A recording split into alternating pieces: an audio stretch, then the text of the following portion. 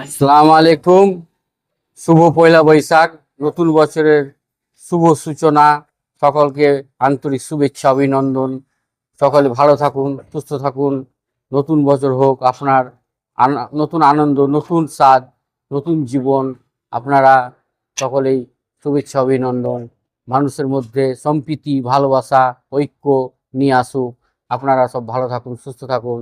সামনে যে বিধানসভা 2026 আসছে, আপনারা সুস্থভাবে ভোট দিবেন। আপনারা কারোর সঙ্গে হানাহানি করবেন না, কেন ভোট আপনার গণতান্ত্রিক অধিকার। এই অধিকারকে আপনারা কোনো সময় লঙ্ঘিত করবেন না।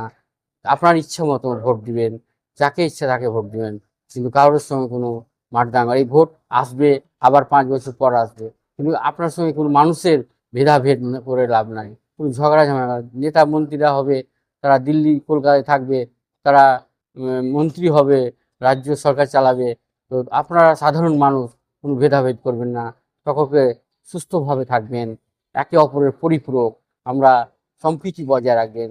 বারবার বলছি, আমরা সম্প্রীতি, আমাদের জয়ীপুরের মানুষ সম্প্রীতি ভালোবাসে।